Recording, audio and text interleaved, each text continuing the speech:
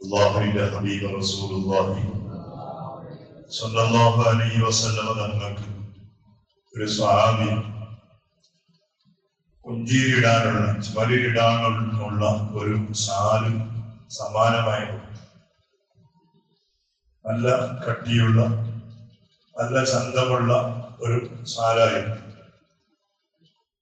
അത് കൊടുത്തപ്പോ അല്ലാഹുവിന്റെ ഹബീബ് റസൂലുള്ളാഹി സ്വല്ലല്ലാഹു അലൈഹി വസല്ലം തങ്ങൾ അതിനെ തന്റെ ചുമലിലിട്ടു. അപ്പോ ഒരു അറാബിയായ ഒരു സ്വാമി, അതായത് ഗ്രാമവാസിയാണ്, ഗ്രാമത്തിൽ താമസിക്കുന്ന ഒരു സ്വഹാബി, അറാബിയാണ്. അയാള് റസൂലുള്ളാഹി തങ്ങളുടെ സദസ്സിൽ വന്നപ്പോ തങ്ങളുടെ ആ ചുമലിട്ട് കണ്ട സാല് കണ്ടിട്ട് അയാൾക്ക് ഭയങ്കര വിഷയം. അയാൾ നേരെ പോയി റസൂലുള്ളാഹി തങ്ങളുടെ ആ കഴുത്തിൽ തൂക്കിയിട്ട ആ സാല് കൊണ്ട് പോയിട്ട് നേരെ വലിച്ചതാണ്. ഒറ്റ വലിയ പറഞ്ഞിട്ട് കേട്ടിട്ടുണ്ടെന്നാണ് അതിന്റെ സൗന്ദര്യം കണ്ട് വലിച്ചതാണ്. വലിച്ചപ്പോ റസൂലുള്ളാഹി സ്വല്ലല്ലാഹു അലൈഹി വസല്ലം തങ്ങളുടെ കഴുത്ത് മുറിഞ്ഞു. എന്നിട്ട് ചോര പോലും റസൂലുള്ളാഹി തങ്ങളുടെ കഴുത്തിൽ നിന്ന് ചോര വന്നു. നമ്മളെന്ത് ചെയ്യും? അല്ലെ, നമ്മുടെ ഈമാനും നമ്മുടെ തഖ്വയുടെ അപ്പുറമാണ്. എത്ര ഉണ്ട് എന്ന് പറഞ്ഞു. പെട്ടെന്നായിട്ട് ഞമ്മ പ്രതീക്ഷിക്കാതെ ഞമ്മ ഇങ്ങനെ രണ്ടാമത് ഒരാൾ വന്നിച്ച് ആ രൂപത്തിൽ വെച്ച് നമ്മളെ വേദനിപ്പിച്ചാൽ ഹബീബായ തങ്ങൾ ആ സ്വഹാബിക്ക് എന്തൊരു അങ്ങോട്ടൊരു പുഞ്ചിരിയാണ്, ദേഷ്യമില്ല. എന്ന് റസൂലുള്ളാഹി ഞങ്ങൾക്ക് മനസ്സിലായി. ഈ സ്വഹാബിക്ക് ഈ ഷാല് കണ്ടിട്ട് ഭയങ്കര സന്തോഷമായി. അയാളത് കുതിക്കുന്നുണ്ട് റസൂലുള്ളാഹിക്ക് മനസ്സിലായപ്പോ ആ ഷാല് കഴുത്തിൽ നൂരി എന്നിട്ട് ആ സ്വഹാബിക്ക് അത് സമ്മാനമായി കൊടുത്തു. എന്ത് സമ്മാനം?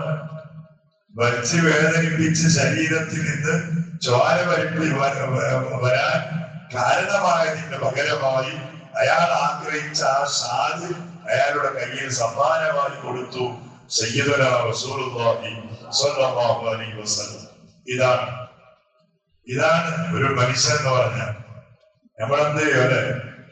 നമ്മളെ പ്രഷറും മറ്റുള്ള എല്ലവും പ്രദർശിപ്പിക്കുന്ന ഒരു സമയമായിരിക്കും. നമുക്ക് ടപ്പെന്ന് ഒരടി കൊടുത്താൽ നമുക്ക് പട്ടന്ന് രണ്ട് കേൾക്കും അങ്ങോട്ട്. അതിന് രണ്ട്, അതൊന്ന് പലിശയാണെന്ന് പറഞ്ഞു. ഒന്ന് പലിശയാണെന്ന് പറഞ്ഞു.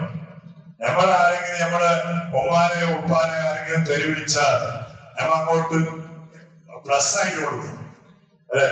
ഒന്ന് നായി എന്ന് പറയും, ഏത് പ്ലസ് ആയിട്ട് പട്ടി എന്ന് പറയുക. ഒന്ന് നായി എന്ന് പറയും, എന്ത് പ്ലസ് ആയിട്ട് ഭയങ്കര സ്ട്രോങ് പ്ലസ് കൂടിയതല്ലേ, അത് പട്ടിയുടെ വരെ അപ്പുറത്തെ ഭാഷ അതിനെ മോനെന്ന് പറയും. ഇതാണ് നമ്മളെ അവസ്ഥ. സുൽത്താനങ്ങൾ പറഞ്ഞില്ലേ, ഒരു മനുഷ്യന്റെ തലയിൽ ശൈത്താൻ ഏറ്റവും കളിക്കുന്ന സമയത്താണ്.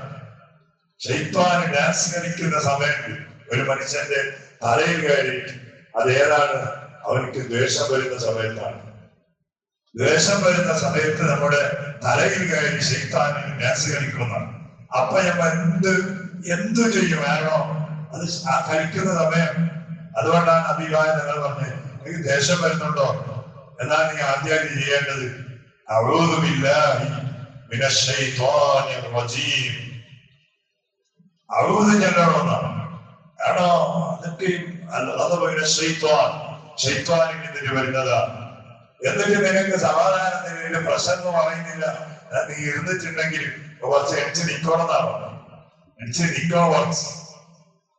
കാരണം പ്രഷർ പോകാൻ കാരണമാണ് ശൈത്വാന്റെ ആ ദ്വേഷം കുറച്ച്.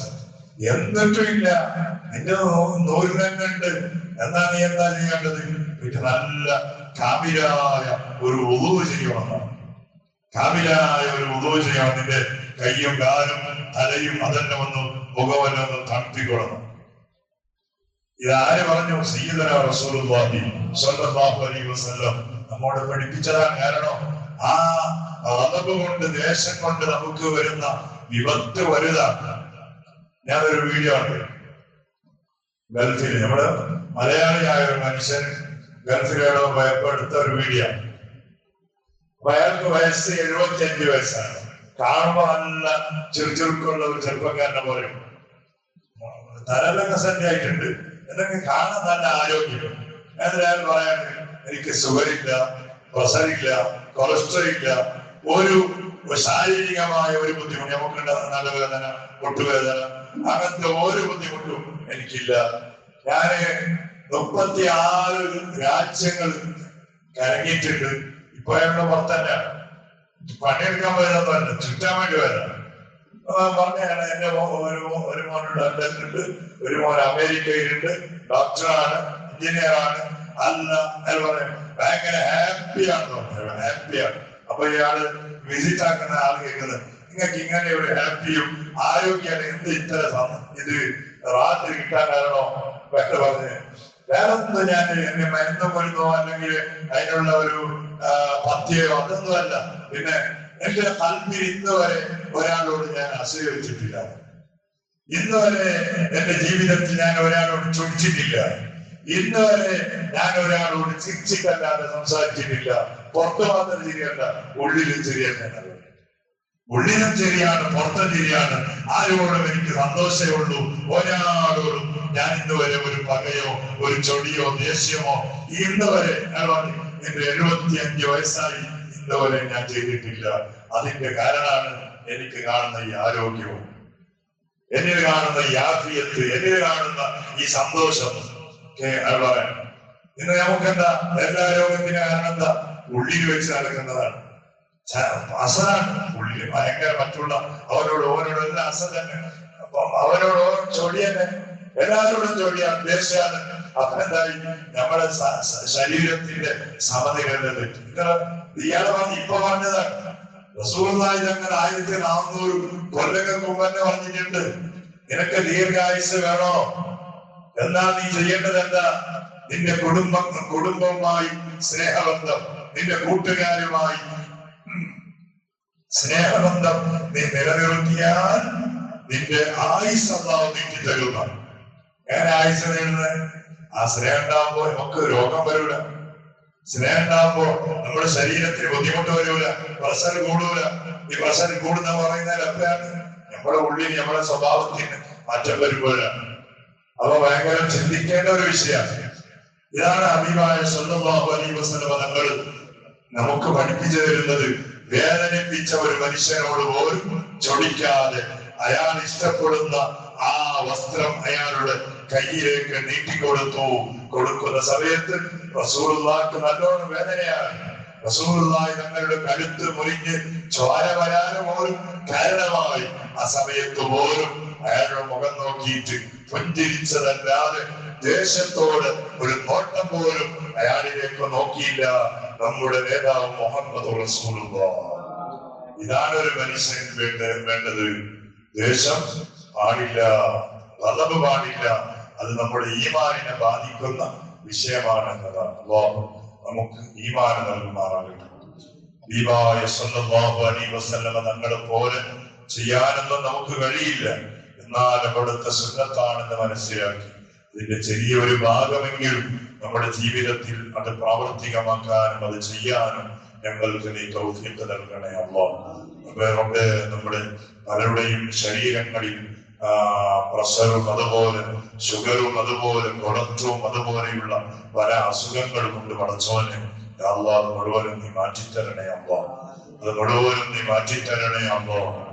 നമ്മുടെ ജീവിതത്തിന്റെ അവസാന സമയം പൊരുത്തപ്പെട്ട നിമിഷമാകാൻ കാരണമാകുന്ന ഏതൊക്കെ സ്വാലിഹായ അമലുകൾ ചെയ്യാനുണ്ടോ അത് മുഴുവനും ധാരാളമായി ചെയ്യാനുള്ള പരിപൂർണ ആഫിയത്ത് അല്ലാഹ് ആരോഗ്യം തരണേ അല്ലാഹ്.